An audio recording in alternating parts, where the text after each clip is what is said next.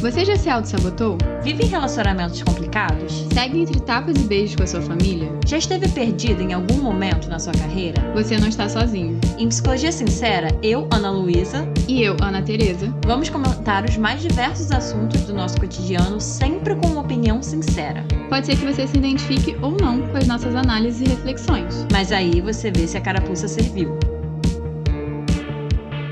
E aí, pessoal, bem-vindos a mais um episódio aqui do Psicologia Sincera, do quadro que vocês tanto adoram aqui, que é o Analisando. É um quadro que a gente faz bastante por aqui, no qual vocês enviam histórias pra gente sobre alguma questão, alguma situação que tá acontecendo na vida de vocês, que vocês gostariam de ouvir nossas opiniões e nossas análises. Eu acho que vale sempre focar aqui que isso daqui não substitui uma terapia, não substitui um processo terapêutico. A gente tá aqui pra ajudar e orientar dentro do que a gente consegue, dentro das limitações do que a gente consegue entender aqui das histórias. Então, se você tá caindo aqui de paraquedas, essas histórias são lidas em anônimo e a gente não quer machucar ninguém, a gente não quer expor ninguém, então a gente também troca algumas vezes nome de cidade, tira nome de pessoa. Realmente o intuito aqui é focar na situação em si. E se você quiser participar, você pode enviar um e-mail pra gente no podcastpsicologiasincera@gmail.com.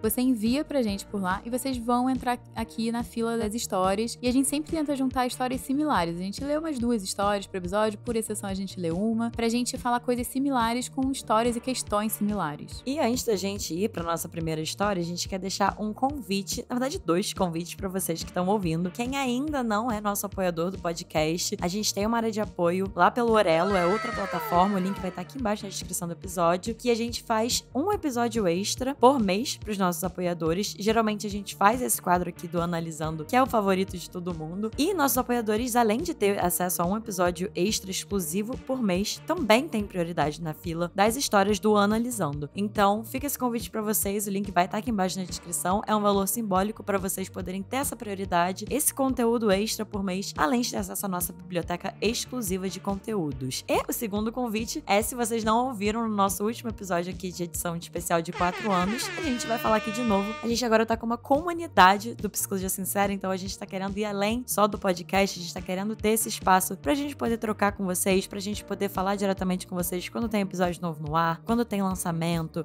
pra gente poder indicar inclusive outros conteúdos complementares que a gente vê e a gente acha que tem tudo a ver com isso que a gente traz aqui pra vocês. Então é um espaço pra gente estar um pouquinho mais próximos de vocês e até vocês poderem estar mais conectados com outros ouvintes que se interessam por esses mesmos temas. Então o link também vai estar aqui embaixo na descrição. Agora a gente tem essa comunidade do Psicologia Sincera lá no WhatsApp e fica mais que esse convite pra vocês estarem mais próximos da gente. E agora sim, então, bora de primeira história? Vamos lá na nossa primeira história. Olá, meninas! Tenho 30 anos e pela primeira vez eu tenho uma história de relacionamento pra contar pra vocês. Passei anos sozinha, nunca me imaginei no estado emocional que estou agora e ouvir o podcast tem me ajudado muito. Eu fui uma menina desde adolescente que não me via namorando com ninguém. Não tive namorados, me apaixonei pela primeira vez aos 14 anos. Eu era uma menina romântica, mas pra mim nessa época só a paquera era suficiente.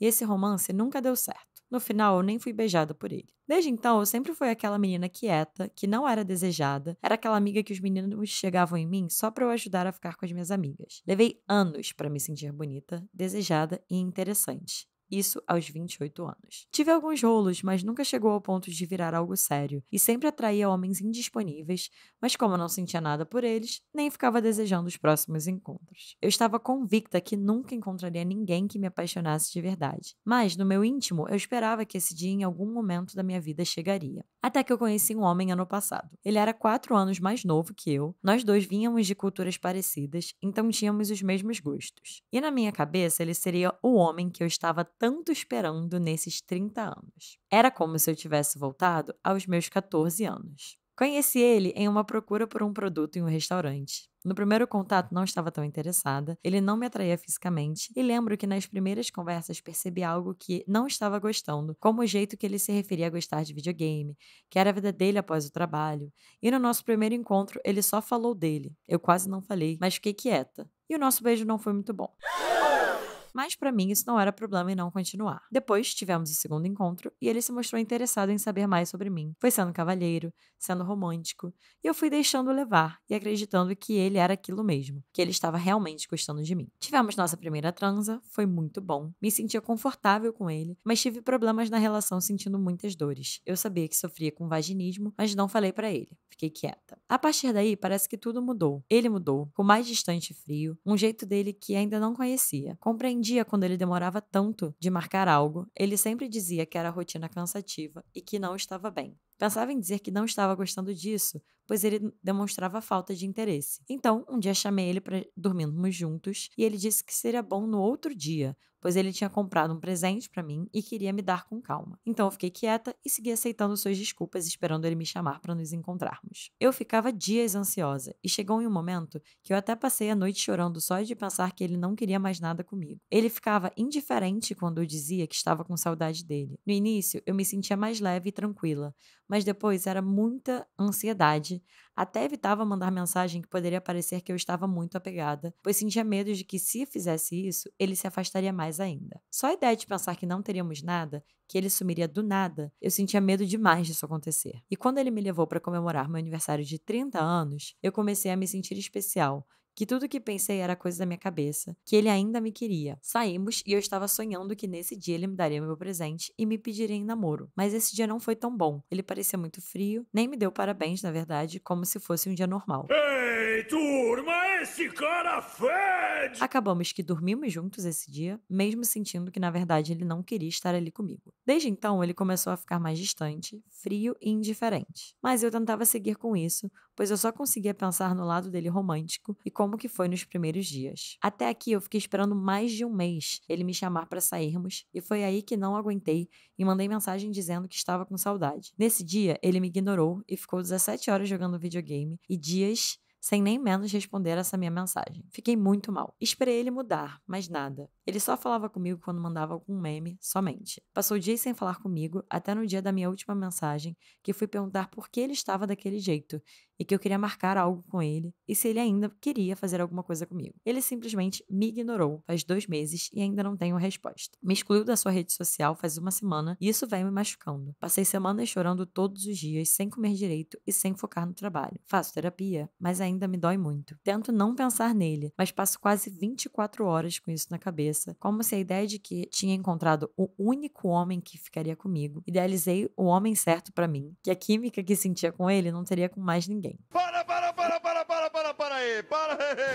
Para esse negócio aí. Isso parece tão doloroso, pois é a primeira vez que me sinto assim. Às vezes penso que nunca vou sair disso, que essa ferida da rejeição vai ser permanente. Parece quase impossível tirar isso da minha mente. Tento me distrair com outras coisas, mas tudo me parece sem graça e acabo sempre voltando a pensar nele, em tudo aquilo que ele me falou nos primeiros meses, e fico fantasiando que ele era o amor da minha vida. Estou tentando acreditar que isso vai passar. Não sei o que vocês vão me dizer sobre isso, mas senti a necessidade de falar aqui no podcast. Obrigada por lerem até aqui. Muita coisa pra essa história, né?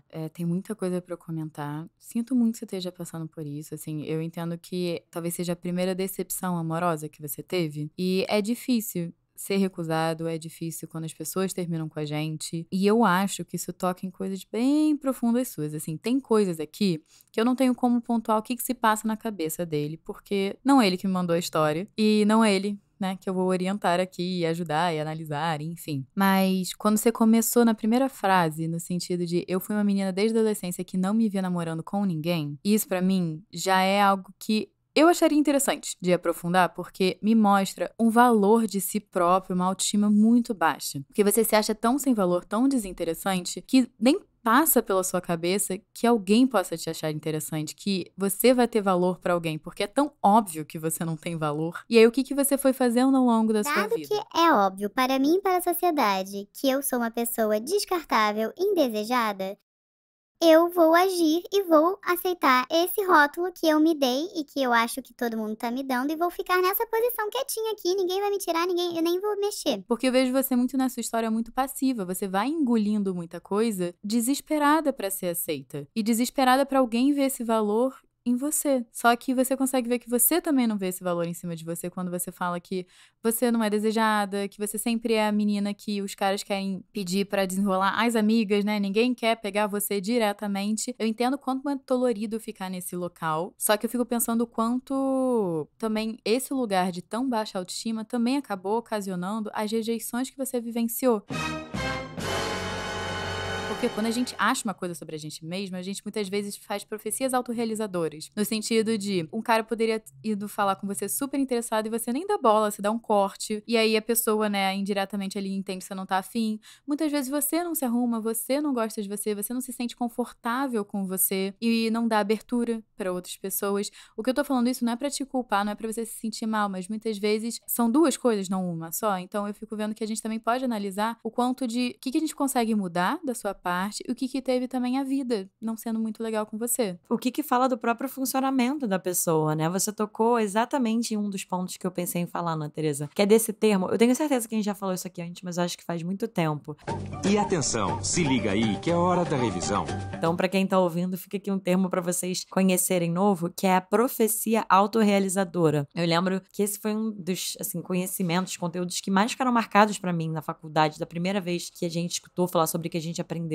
E nada mais é, gente, assim, um conceito, na verdade, que fala de como que quando a gente acredita fortemente, exatamente o que a Natália estava falando, quando a gente acredita fortemente em algo, ou algo que vai acontecer, sem perceber, tá, gente? Assim, muitas vezes de uma forma não consciente, a gente vai agindo como se isso que a gente acredita já estivesse acontecendo. Então, assim, eu acho que isso vai acontecer. Achar que vai acontecer é diferente de já ter acontecido ou já estar acontecendo. Mas a nossa crença, às vezes, é tão forte que a gente já age como se aquilo estivesse, de fato, concretizado acontecendo, como se essa crença já estivesse sendo realizada, né? E o que acontece? A gente vai agindo e, muitas vezes, essa nossa ação produz exatamente aquilo que a gente estava imaginando, assim. A nossa própria ação e crença tão forte em relação a algo que, na verdade, não tá acontecendo, acaba concretizando sem perceber ou sem querer essa crença inicial. Então é um movimento de... É por isso que se fala, né? Uma profecia autorrealizadora. Porque a própria pessoa acaba, entre aspas, se colocando ou gerando essa própria situação. E volto a dizer, não é num lugar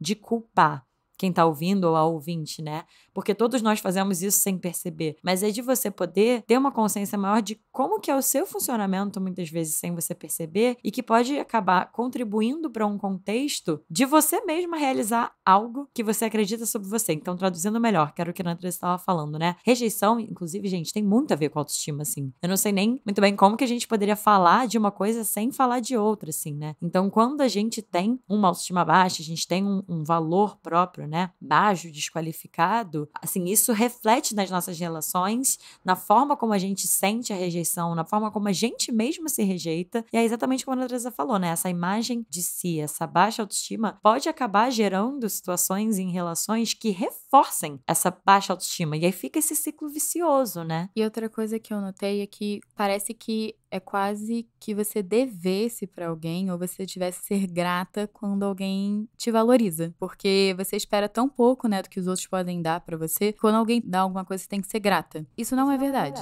As pessoas, elas têm o privilégio de te ter na sua vida. Eu sei que isso não é uma mentalidade fácil de entrar, principalmente quando a gente acha que a gente não merece coisas boas. Mas é importante a gente começar a mudar um pouco de você ser escolhida pra você escolher também. Porque é assim que a gente começa a filtrar o que é saudável e o que não é saudável na nossa vida. Durante esses 28 anos, né, que você falou que você construiu autoestima e tudo mais, e entrou numa relação aos 30, eu acredito que teve experiências que você não viveu, que eram de uma determinada época e tudo mais, até por você estar sempre se colocando ali um pouquinho de escanteio. E eu não sei quais são as suas referências de amor, eu não sei quais são as suas referências de relacionamento, você não falou muito aqui na história, que muitas vezes a gente pode ter referências dos nossos pais, da nossa família, dos nossos amigos, do que a gente consome de conteúdo, de filmes, séries, livros. Houve uma idealização muito grande, porque até por você ser mulher, há uma idealização muito grande, uma pressão muito grande pra se ter um parceiro, né? Pra você se validar, pra você mostrar, olha... Viu, ó, eu sou querida, eu tenho um namorado, né?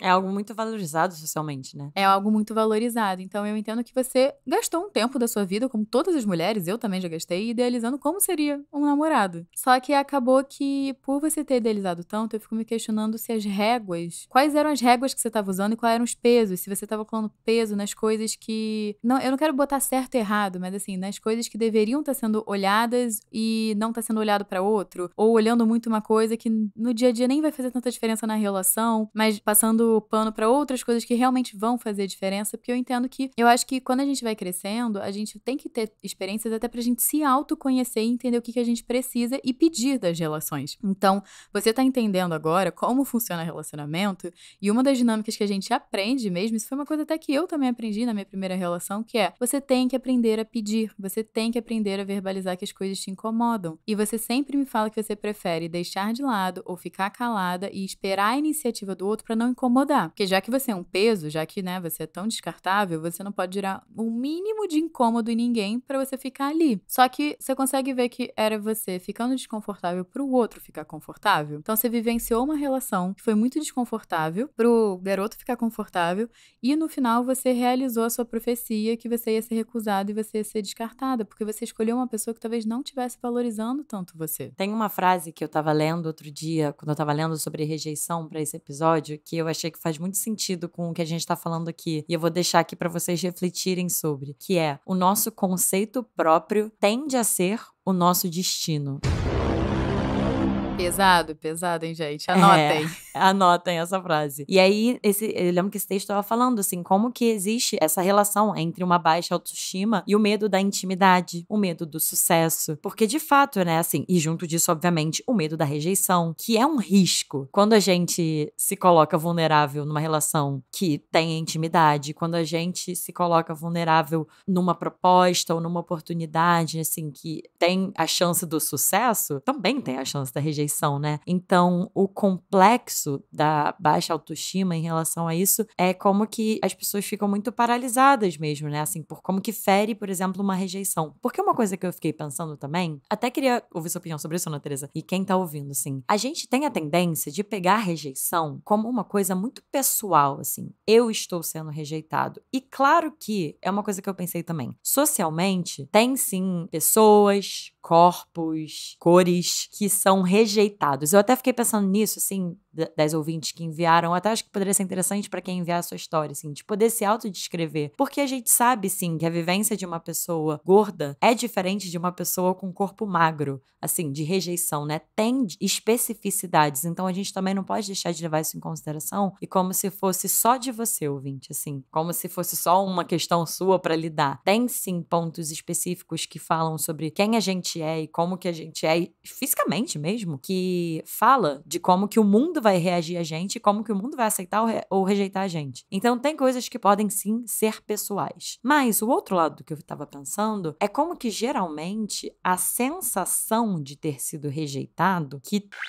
Detalhe, tá? Eu arriscaria dizer que não é agradável pra ninguém, assim. Não é agradável. Mas o que eu percebo que é a diferença entre pessoas que têm uma autoestima mais baixa, um valor próprio mais baixo, e pessoas que têm uma autoestima melhor, assim, né? Um autoconceito, até um autoconhecimento, porque a autoestima vem muito também do autoconhecimento maior, a reação à rejeição é diferente, porque às vezes a pessoa até vive o desconforto da sensação da rejeição. Não é legal. Só que o que acontece com muitos de nós e com as pessoas que têm autoestima baixa, e aí fica esse convite pra você perceber isso, ouvinte, se você pega a sensação da rejeição e se isso faz com que você crie uma percepção sobre você. Percebem que é diferente? Se sentir rejeitado e traduzir uma sensação de rejeição em: isso significa que eu sou isso, eu sou aquilo, eu não sou digno de amor, ou eu sou inadequado, ou... Percebem, assim, é diferente a gente só sentir algo do tipo, é desconfortável, do que a gente atrelar essa sensação a algo que diz sobre a gente. Até porque quando eu falei desse ponto pessoal, é que muitas vezes não é pessoal. A rejeição que alguém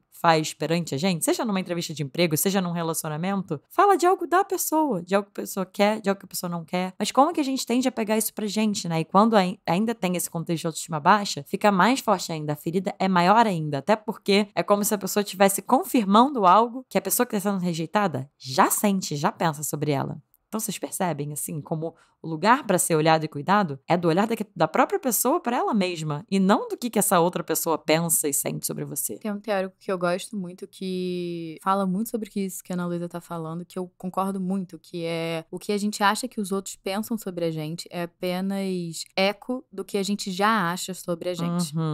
Eu acho que com isso a gente pode ir para a segunda história. Vamos para a segunda história. Olá, menina, amo o podcast de vocês, já me ajudou muito. Gostaria muito, muito de um episódio sobre rejeição. Opa! Tenho 24 anos, minha família é incrível, tenho amigos incríveis, faço trabalho voluntário e estou tentando uma nova carreira. Mas tem uma questão que me incomoda mais do que eu gostaria. Tenho muita vontade de estar em um relacionamento sério. Todas as vezes que tentei e mostrei interesse por alguém, levei um fora e não foram poucas vezes. Às vezes até parecia que a pessoa estava retribuindo, mas no final eu quebro a cara. O máximo que eu fui na vida de alguém foi um talvez. Isso tá acabando com a minha autoestima, me deixando ansiosa e até sem dormir à noite. Parece que não tem ninguém para mim no mundo. Eu sei que a verdadeira felicidade vem de nós mesmos, que temos que aprender a ser sozinhos.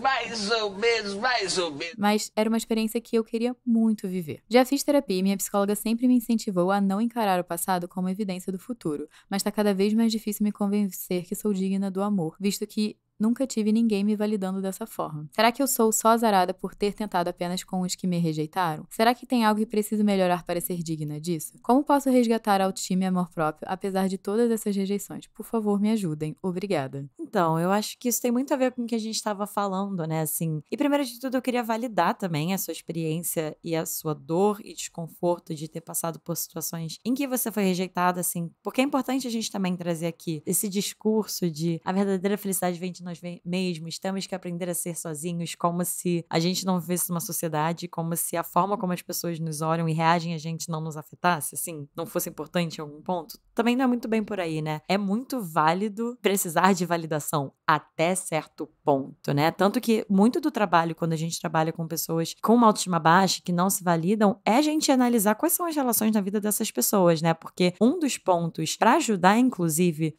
a trabalhar a autoestima e melhorar a autoestima, além do trabalho da pessoa com ela mesma, de autoconhecimento, dela poder se validar, dela poder se apropriar das próprias potências, enfim, todo um trabalho que é mais individual, tem um trabalho contextual também, que é dessa pessoa poder estar em relações que a validem, que reforcem isso, assim. Então, só pra gente também não reforçar essa ideia de que não é importante em algum ponto, né, assim. Então, é válido sua dor de ter vivido essas rejeições, mas você percebe que tem muito a ver com o que a gente estava falando, de como que a sensação de ter sido rejeitada nessas relações te gera uma percepção de você mesma, como se você, quando você fala assim, eu achei forte você usar isso, me convencer de que eu sou digna de amor. O que é isso, assim? Aí eu precisaria de mais tempo de sessões de terapia com você para entender, assim, o que você tá chamando de ser digna de amor? O que é uma pessoa que é digna de amor? E ainda mais cabe essa problematização aqui que fala muito, mais uma vez, de um recorte de gênero com mulheres, que é por que você só é digna de amor quando você recebe isso do âmbito amoroso, romântico da sua vida? Porque se você tem uma família incrível, você tem amigos incríveis, você tem outros contextos da sua vida que provavelmente reforçam e validam e mandam pra você a mensagem de que você é digna de amor, o que acontece que você fica só na falta dessas outras pessoas ou desse outro âmbito da sua vida que de alguma forma não reforça isso, assim? Isso é um questionamento que eu acho válido. E até de você entender que amor é um conceito muito mais amplo, né? Você recebe amor da sua família, dos seus amigos. E será que você recebe de você? Não sei. Ficou esse questionamento também um pouco.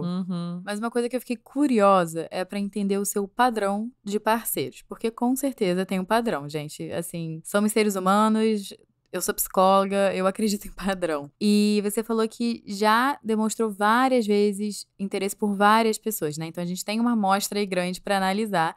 E na maioria das vezes, quase praticamente todas, você foi recusada. O que eu tô pensando aqui? Não tenho informação suficiente pra afirmar ou negar isso. Muitas vezes a gente cria as nossas autossabotagens, as nossas profecias realizadoras que a gente estava falando mais cedo no episódio. Muitas vezes a gente tem um padrão, gente, e é ruim pra gente, mas a gente tem que saber reconhecer isso, que a gente se atrai por pessoas indisponíveis para nós. Indisponíveis emocionalmente, indisponíveis fisicamente, indisponíveis de todas as formas que você puder imaginar. E algumas vezes é um padrão seu, que se a pessoa não te dá muita bola, aí sim que você quer. Here we go again. Normalmente, esse tipo de gente é que gosta de pessoas que são indisponíveis. E isso reforça a sua crença que você não é digna de amor. A gente acaba sentindo uma química muito grande, às vezes, isso eu tô falando usando embasamento a terapia do esquema, por pessoas que ativam lugares e dores antigas. Por isso que o autoconhecimento que a Ana Luísa tá falando é muito importante, porque a gente precisa entender quais são as nossas dores e se os nossos parceiros estão pisando nos nossos calos ou não. Porque pra gente ter relacionamentos saudáveis, a gente precisa escolher pessoas que não ficam enfiando o dedo na ferida o tempo inteiro. Uma coisa que eu fiquei pensando em relação a isso, a esses padrões, eu pensei muito num conceito da Gestalt terapia. Vou explicar pra vocês, mas que o nome é ajustamento criativo. E a Gestalt terapia tem uma visão de que tudo isso que a gente vai fazendo, inclusive as coisas que acabam vindo a ser não saudáveis, tipo padrões de comportamentos, assim, né? Eles vêm de um lugar, na verdade, entre aspas, até de saúde, assim, de que tem uma função, que é aquela melhor forma que a gente encontrou pra lidar com aquele contexto, pra viver aquela situação e que tem uma função. Eu acho que esse é o mais importante aqui. Então, os ajustamentos criativos, como a gente chama, são as estratégias que a gente cria. Todo mundo, tá? Tem seus ajustamentos. E na maioria das vezes é de uma forma não consciente pra gente lidar com essas diversas situações das nossas vidas, dificuldades, satisfazer nossas necessidades. Então, traduzindo, a pessoa, ela encontra a melhor forma possível dentro daquilo que o contexto dela permite pra lidar com o sofrimento, pra acabar com o sofrimento, pra lidar com a angústia dela naquele momento. E é isso, assim, a questão é que, no geral, a gente não tem consciência desses processos e esses ajustamentos em um dado momento, que até nos serviram, eles vão ficando congelados e aí eles começam a mais atrapalhar do que ajudar, normalmente, e aí que a gente vê isso na terapia e vê outras formas, assim. Mas o que eu tô querendo trazer aqui é um convite para as duas ouvintes pararem para refletir um pouquinho de qual poderia ser o ajustamento de vocês, assim. O que esses padrões de comportamento, de ficar escolhendo pessoas indisponíveis, como que isso pode ajudar vocês em algum ponto, assim? Que função isso teria? Porque a gente precisaria de mais tempo, de muito mais troca para poder chegar num lugar, assim, não tem uma resposta certa, mas eu vou compartilhar um pouco do que pode ser, na minha percepção, assim, tanto da minha experiência clínica e de uma lógica de um raciocínio clínico mesmo, assim. Frequentemente, além da questão da autoestima baixa, né, de reforçar uma crença que a pessoa já tem sobre ela mesma, outra hipótese que eu faria é que quando a gente vai escolhendo pessoas indisponíveis e relações não saudáveis, é como se fosse uma coisa mais já previsível, fosse uma coisa que não exigisse muito desse nosso lugar de lidar com a real intimidade, lidar com a real profundidade de uma relação. Então, assim, como que seria vocês imaginarem, não num lugar idealizado, porque isso também é outro ponto, assim, a segunda história parece que traz uma visão muito idealizada da relação, assim. Ai, a pessoa pra mim. E quando a gente fala de uma relação real, concreta, saudável, vai ter coisas muito positivas e muito gostosas de você viver, mas também vai vir com muita frustração, assim. Então, como que é você imaginar uma relação de uma pessoa disponível, de uma pessoa real, de uma pessoa que vai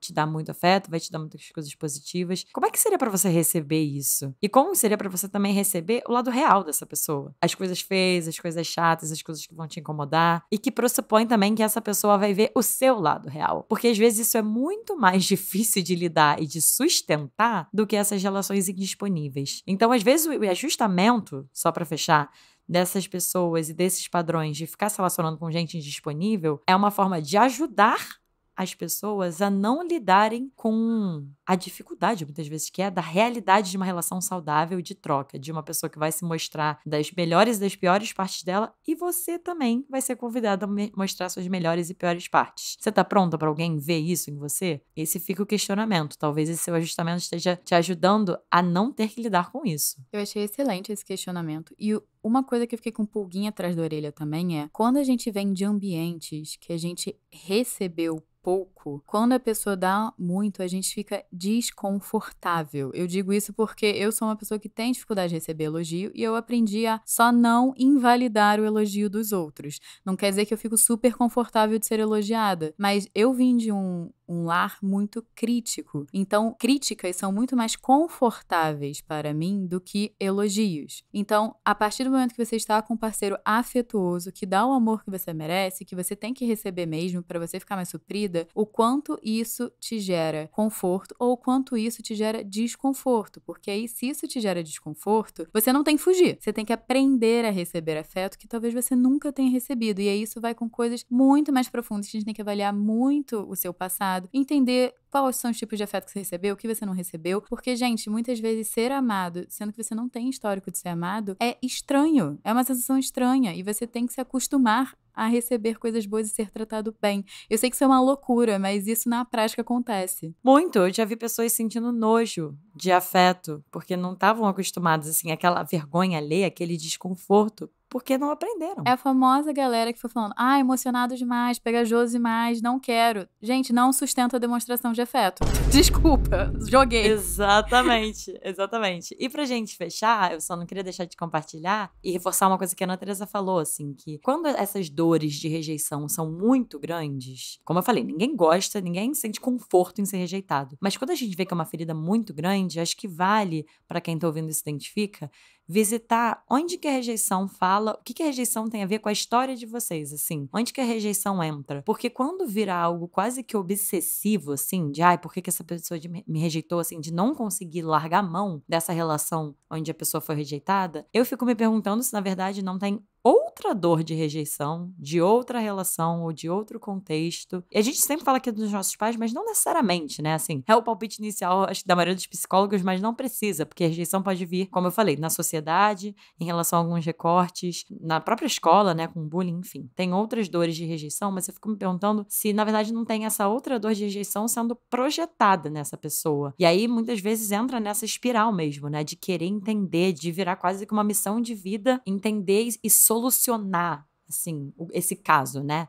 Do que foi essa rejeição, o que eu fiz pra essa pessoa, assim, vira uma coisa, às vezes, até sem sentido. E eu vi algo que eu queria compartilhar com vocês quando eu tava estudando sobre rejeição, que pra mim fez muito sentido, assim, que diante do sofrimento e da dor de ser rejeitado, frequentemente a pessoa que foi rejeitada coloca o outro num lugar diferenciado, assim, num pedestal, como se fosse um mito que essa própria pessoa que foi rejeitada construiu, assim. E aí isso faz com que essa pessoa não enxergue esse outro que rejeitou numa dimensão real. E aí que abre margem pra essa obsessão, assim, porque fica quase que um deus tendo te rejeitado, e ainda entra tudo que a gente falou da autoestima baixa e cria, assim, contexto perfeito pra você ficar preso nisso, né? Sendo que, na maioria das vezes, não é sobre você.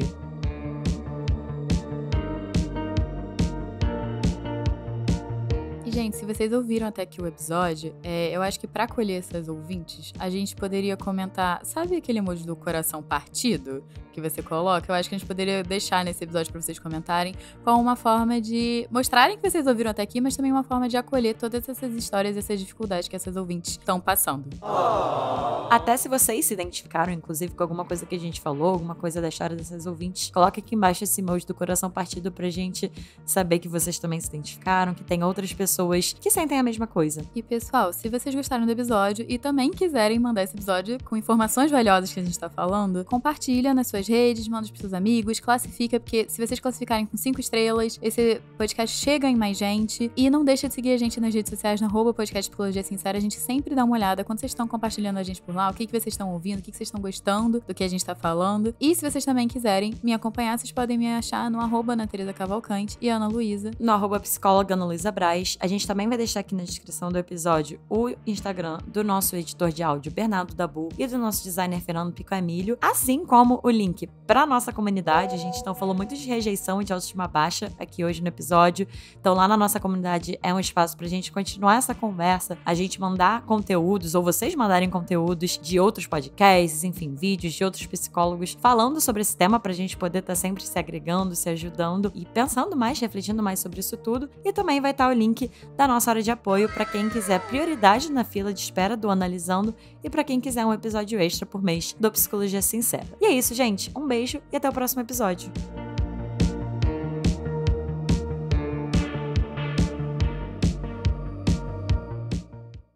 Nossa, arrasamos!